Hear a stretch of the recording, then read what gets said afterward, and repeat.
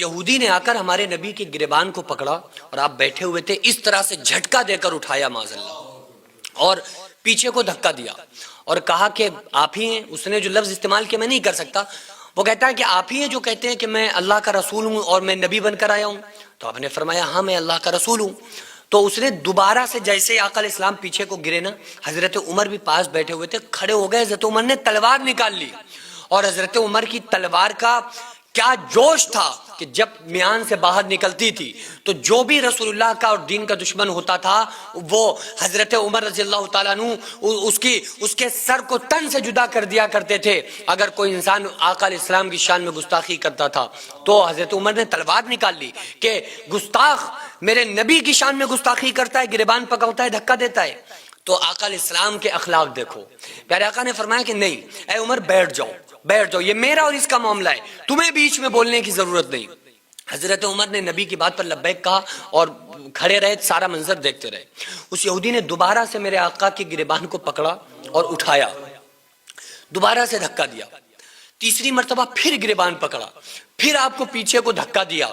پیارے آقا صلی اللہ تعالیٰ علیہ وآلہ وسلم نے فرمایا، جب وہ خاموش کھڑا ہو گیا نا تو آپ نے اس کے ہاتھوں کو پکڑا اور اپنی گریبان پہ رکھا اور کہا اگر اور دھکے دینا چاہتا ہے تو دے لے، اور اگر تکلیف دینا چاہتا ہے تو دے لے، لیکن سچی بات یہی ہے کہ میں اللہ کا رسول ہوں، میں اللہ کا نبی ہوں.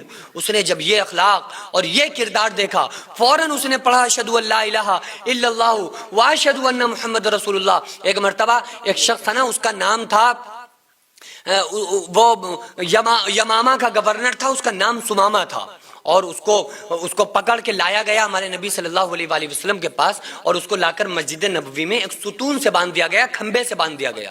تو وہ بندھا رہا. آقا علیہ السلام تشریف لائے اور کہا اے سمامہ کیا بات ہے، تم یہاں بندھے ہوئے ہو، تم نے کھانا کھایا یا نہیں کھایا، تمہیں پانی ملا کہ نہیں ملا؟ تو کہنے لگا ہاں کھانا بھی کھا لیا اور پانی بھی پی لیا. تو آقا علیہ السلام نے فرمایا تم کیا چاہتے ہو؟ اس نے کہا اگر چاہو تو مجھے قتل کر دو. ایسا قیدی آپ نے 1400 سال میں نہیں سنا ہوگا. اسے جب قیدی بنا کے لایا گیا تو وہ کہہ رہا ہے کہ اگر چاہو تو مجھے قتل کر دو اور چاہو تو چھوڑ دو، اگر چھوڑ دو گے تو ایک احسان ہوگا مجھ پر بس. تو آقا علیہ السلام نے اس سے کچھ نہیں کہا، وہ بندھا رہا. اگلا دن آیا، آپ نے پھر اس کی تباغداری کے لیے آئے، یعنی یہ قیدی ہے، جیل خانے میں بند ہے اپنی غلطیوں کی وجہ سے، اور رسول اللہ کا کردار دیکھو، روز آ کر خود اس سے کھانے اور پانی کا پوچھ رہے ہیں. پھر آپ نے پوچھا کھانا ملا؟ کہا ملا. کہا کیا چاہتے ہو؟ کہا وہی کل والا جواب، اگر چاہو تو چھوڑ دو اور چاہو تو قتل کر دو. تیسرا دن آیا، آپ نے وہی سوال کیا. تو کہتا ہے کہ آپ روزانہ وہی کیوں سوال کر رہے ہیں؟ میں ایک بار بتا چکا ہوں، چاہو تو قتل کر دو اور اگر چاہو تو مجھے آزاد کر دو، آزاد کر دو گے تو ایک احسان ہوگا مجھ پر. آقا علیہ السلام نے فرمایا کہ جاؤ ایک بار میرے چہرے کی طرف دیکھ لو، میں تمہیں آزاد کر دوں گا، میں تمہیں چھوڑ دوں گا. تو وہ اتنا بڑا گستاخ تھا، وہ ایسا بدبخت انسان تھا اس وقت تک کہ وہ کہنے لگا کہ میں نے دنیا کے تمام بڑے بڑے بادشاہوں کا چہرہ دیکھا ہے لیکن معاذ اللہ ثم معاذ اللہ ان میں ایسا چہرہ میں نے کسی کا نہیں دیکھا. یعنی اس نے برائی کی نیت سے کہا اور کہا میں آپ کا چہرہ دیکھنا گوارا نہیں کرتا، میں نہیں دیکھ سکتا آپ کا چہرہ. تو آپ نے فرمایا کوئی بات نہیں، اگر میری طرف دیکھنا نہیں چاہتے ہو تو ایک مرتبہ محبت کی نگاہ سے میرے شہر مدینہ کی طرف دیکھ لو، میں تمہیں آزاد کر دوں گا. وہ کہتا ہے نہیں، میں نے بڑے بڑے شہروں کو دیکھا ہے لیکن اتنا معاذ اللہ برا شہر کسی کا نہیں دیکھا، میں تمہارے شہر کو بھی دیکھنا گوارا نہیں کرتا معاذ اللہ. تو آقا علیہ السلام نے فرمایا جاؤ پھر بھی میں تمہیں آزاد کرتا ہوں، پھر بھی میں نے تمہاری جان بخشی، جاؤ تمہیں چھوڑ دیا میں نے. تو وہ کہنے لگا کہ میں یہاں سے نکلوں گا اور ابھی آپ کے صحابہ کو پتا چلے گا کہ میں آپ کی شان میں گستاخی کر کے نکلا ہوں تو کیا وہ مجھے زندہ چھوڑ دیں گے؟ وہ تو مجھے قتل کر دیں گے. گارنٹی دو اس بات کی کہ مدینے سے باہر تک آپ کا کوئی صحابی مجھے ٹچ نہیں کرے گا، میرے اوپر ظلم نہیں کرے گا، مجھے مارے گا نہیں. تو آپ نے فرمایا کہ اے عمر جاؤ اور اس کو مدینے سے باہر تک چھوڑ کر آؤ تاکہ کوئی صحابی اس کو گستاخ رسول ہونے کی وجہ سے کہیں اس کو تکلیف نہ دے دے، مارے نہ، اذیت نہ پہنچائے. تو حضرت عمر نے فرمایا یا رسول اللہ میں اور اس گستاخ کو چھوڑنے جاؤں گا؟ کہا ہے عمر یہ میرا حکم ہے. حضرت عمر نے رسول اللہ صلی اللہ علیہ وآلہ وسلم کے حکم کی تعمیل کی، اس کو ساتھ لے کر چلے. چلتے چلتے وہ مدینے کی گلیوں میں چل رہے सुमामा। लेकिन होता क्या है कि इंसान आंखें बंद करके तो चलेगा नहीं, मदीने की गलियों में चल रहा है, कभी इस गली को देख रहा है, कभी उधर देख रहा है, कभी सामने देख रहा है, कभी नीचे देख रहा है। तो प्यारे नबी ने कहा था ना मेरे मदीना को देख ले, उसने मना किया, लेकिन मजबूरी में देखना पड़ा। जब उसने गलियों को देखा तो अल्लाह तबारक व तआला ने उसको ईमान की दौलत अता कर दी और वो तड़पने लगा, इधर उधर आने लगा, यहां तक कि हजरत उमर से हाथ छुड़ा के वो भागा, पलट के वापस आया, मस्जिद नबवी के दरवाजे पर आकर कहता है, या मोहम्मद इब्न अब्दुल्ला सल्लल्लाहु अलैहि वसल्लम, आप मुझे आजाद कर दें। आका अलैहिस्सलाम ने फरमाया, आप कैसी आजादी चाहिए? मैंने तो तुम्हें छोड़ दिया, आजाद कर दिया, जाओ तुम चले जाओ। मैंने तो उमर को तुम्हारे साथ भेजा है कि तुम्हें कोई सा भी तकलीफ न पहुंचा दे। तो कहा, नहीं या रसूल अल्लाह, मैं जब तक आपकी मस्जिद के सुतून से बंधा था, आपके पास था, आपकी सोहबत में था, मुझे बड़ा सुकून था, मुझे लग रहा था कि मैं आजाद हूं। लेकिन जैसे जैसे आपकी सोहबत से दूर जा रहा हूं, आपकी कुर्बत से दूर जा रहा हूं, आपके मदीने से दूर जा रहा हूं, मेरा कलेजा मुंह को आ रहा है, मेरे दिल में उलझन और बेताबी पैदा हो रही है। अब मुझे आजादी चाहिए, और वो आजादी चाहिए कि मुझे आप अपनी गुलामी में लेकर मुझे कुफ्र से आजाद करा दीजिए, मुझे जुल्म और सितम से आजाद करा दीजिए। और चीख कर उसने पढ़ा, अशहदु अल्ला इलाहा इल्लल्लाहु व अशहदु अन्ना मुहम्मद रसूलुल्लाह। इसी अखलाक की कुरान तारीफ कर रहा है। अल्लाह फरमा रहा है, इन्नका लअला खुलुकिन अजीम, ऐ मेरे नबी सल्लल्लाहु अलैहि वसल्लम, आपके अखलाक बड़े अजीम हैं, आपके अखलाक बहुत बुलंद व बाला हैं। आका अलैहिस्सलाम ने खुद फरमाया, इन्नमा बुइस्तु लिमकारिमिल अखलाक, मैं अखलाक को बुलंद चोटियों तक ले जाने के लिए आया हूं। और प्यारे आका सल्लल्लाहु अलैहि वसल्लम का अखलाक और किरदार ऐसा था। एक मर्तबा एक शख्स था ना, एक शख्स का पैसा अबू जहल ने मार लिया। अबू जहल ने एक शख्स का पैसा मार लिया, तो वो शख्स अबू जहल के पास आया और कहने लगा, मुझे मेरा पैसा दो। तो अबू जहल उसका पैसा नहीं दे रहा था। तो अबू जहल ने जब उसका पैसा नहीं दिया तो वो और लोगों के पास गया, अबू जहल के और जो रिश्तेदार थे, उसके दोस्त यार थे, उनसे जाकर कहा कि अबू जहल से कह दो कि मेरा पैसा वापस कर दे। तो उसके जो अबू जहल के दोस्त थे ना, उन्होंने कहा कि सुनो, अगर तुम्हें अबू जहल से पैसा चाहिए है ना, तो तुम मोहम्मद इब्न अब्दुल्ला के पास चले जाओ। वो अगर अबू जहल से कह देंगे ना, तो अबू जहल तुम्हारा पैसा दे देगा। यानी कि उन लोगों ने चाल चली, ये उन लोगों ने नबी सल्लल्लाहु अलैहि वसल्लम की गुस्ताखी करते हुए कहा कि हम मतलब ये ऐसे कहा कि अगर वो कह देंगे अबू जहल बहुत बात मानता है मोहम्मद इब्न अब्दुल्ला की, यानी उसको चिढ़ाया, उससे मजाक किया।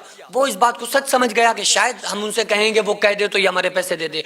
वो लोग ऐसे ही मजाक कर रहे थे रसूलुल्लाह सल्लल्लाहु अलैहि वसल्लम की को चिढ़ाने के लिए, वो इस तरह की बातें कर रहे थे कि जब ये शख्स उनसे जाकर मोहम्मद सल्लल्लाहु अलैहि वसल्लम से कहेगा तो उन्हें बड़ा बुरा लगेगा, तो उनको बुरा लगे, आका अलैहिस्सलाम को तकलीफ पहुंचे, इसलिए उन लोगों ने उस शख्स को आका अलैहिस्सलाम के पास भेज दिया।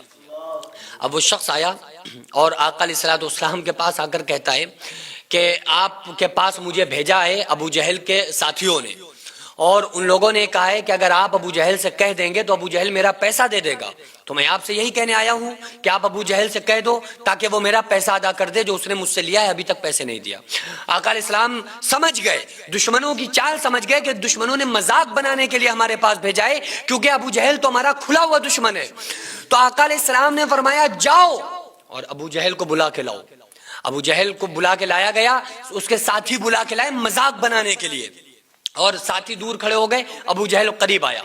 आका अलैहिस्सलाम गुस्से में आए, आपने फरमाया कि अबू जहल तू इसके पैसे वापस क्यों नहीं करता? तो अबू जहल के पैर कांपने लगे और कहने लगा, जी मैं अभी बस इसी वक्त पैसे अदा करता हूं, चल मेरे साथ। उस बंदे को लिया और अबू जहल लेकर गया, उसके सारे पैसे वापस कर दिए। अब जो साथी थे ना वो कहने लगे, अबू जहल ये तूने क्या किया? हमने तो मजाक बनवाने के लिए कहा था, हमने तो कहा था कि कहोगे तो उनका मजाक बनेगा मोहम्मद इब्न अब्दुल्ला का सल्लल्लाहु अलैहि वसल्लम, तुमने पैसे कैसे उनकी कहने से वापस कर दिए? अबू जहल कहने लगा कि तुम्हें क्या बताऊं, जब रसूलुल्लाह ने मुझे अपने पास बुलाया, अभी तक इससे पहले मैं जितनी बार उनसे मिला, उनके चेहरे पर मुस्कुराहट होती थी, वो मुझसे ऐसे बात करते थे, नरम लहजा होता था और बड़ी खूबसूरती से मुझसे बात करते کرتے تھے، لیکن آج جانتے ہو کیا ہوا؟ جیسے ہی میں ان کے پاس گیا، میں بھی ان کا مذاق بنانے کے لیے گیا تھا، لیکن جب میں پہنچا میں نے دیکھا ان کے کاندھے کے پاس ایک خطرناک سانپ منہ کھولے کھڑا تھا اور کہہ رہا تھا کہ ابو جہل جو یہ کہہ رہے ہیں ان کی بات مان ورنہ میں تجھے ابھی ختم کر دوں گا۔ تو یہ میرے آقا کا معجزہ تھا، اور میرے آقا کا ایسا معجزہ کہ جب ظالموں نے مصطفیٰ پہ بھونکنے کی کوشش کی، آقا کی شان پہ حرف آنے کی جب لوگوں نے سازشیں کی، تو مصطفیٰ کریم کا ایسا معجزہ، آقا علیہ الصلوۃ والسلام کے ایسا معجزہ ان کے سامنے آیا کہ اللہ نے دشمنوں کو زیر کر دیا، پست کر دیا، اور آقا علیہ الصلوۃ والسلام کو سر بلند کیا۔ وہ بچے جو بھوک سے بلبلا کے سو جایا کرتے تھے، وہ مائیں جو اپنے بچوں کو جھوٹا دلاسا دے کر سلا دیا کرتی تھی، آج ایسے 100 سے زیادہ ایسے گھر ہیں جن کو ہر مہینے ہماری سوسائٹی راشن دیتی ہے، وہ بچے آرام سے کھانے کھاتے ہیں، اور آپ تمام لوگوں کو دعاؤں سے نوازتے ہیں۔ 100 سے زیادہ گھروں میں راشن دینا، ان کی دوا علاج کا خیال رکھنا، ان کی سردیوں میں کپڑوں اور لحاف کا اور بستروں کا کمبل کا انتظام کرنا، آپ لوگوں کے تعاون سے ہی غریبوں کے گھر میں راشن پہنچتا ہے۔ وہ بیوہ عورتیں جن کا کوئی سہارا نہیں تھا، وہ یتیم بچے جن کو کوئی پوچھنے والا نہیں تھا، آج الحمدللہ ان کے سروں پر ہاتھ ہے، آج الحمدللہ ان کو کسی بات کی کوئی پریشانی نہیں ہے۔ یہ صرف پاسبل ہوا ہے آپ لوگوں کے تعاون سے۔ میں رب کعبہ کی قسم کھا کے آپ کو بتاتا ہوں کہ میں تقریباً اپنی پرسنل اور ذاتی کمائی کا 90% حصہ میں خود اپنی سوسائٹی میں دے دیتا ہوں۔ یہ ہمارا آپ کو بتانا یہ کوئی بڑائی مارنا نہیں ہے، بلکہ آپ لوگوں کو اپنے ساتھ جوڑ کر کام کرنا ہے۔ آپ لوگوں سے بڑی عاجزانہ درخواست ہے، اپیل ہے کہ آپ لوگ ہمارے ساتھ مل کر زیادہ سے زیادہ تعاون کریں، اور ہم یہ ارادہ کریں، ہم یہ عہد کریں کہ غریب کے بچوں کو انشاءاللہ بھوکا نہیں سونے دیں گے، اور اس کا اجر اللہ تعالی ہمیں دنیا میں، ہمارے مرنے کے بعد قبر میں، اور ہمیں آخرت میں ضرور عطا فرمائے گا۔ اگر آپ چاہیں تو اپنے مرحومین کے نام سے بھی ایصال ثواب کے طور پہ دے سکتے ہیں، اور آپ کا دیا ہوا ایک ایک روپیہ صحیح جگہ پر پہنچتا ہے، مستحقین تک پہنچتا ہے، اور انشاءاللہ ان تمام مستحقین کی دعائیں آپ تمام لوگوں کو کامیاب کر دیں گے۔ تو کیوں نہ ہماری کمائیوں کا کچھ حصہ جو اللہ کے لیے خرچ ہو جائے، تاکہ یہ دنیا اور آخرت میں ہمیں کامیاب بنا دے۔ تو اسکرین پر جو آغازیہ ویلفیئر سوسائٹی کا اسکینر اور اکاؤنٹ نمبر نظر آ رہا ہے، اس کے ذریعے سے آپ لوگ زیادہ سے زیادہ تعاون ضرور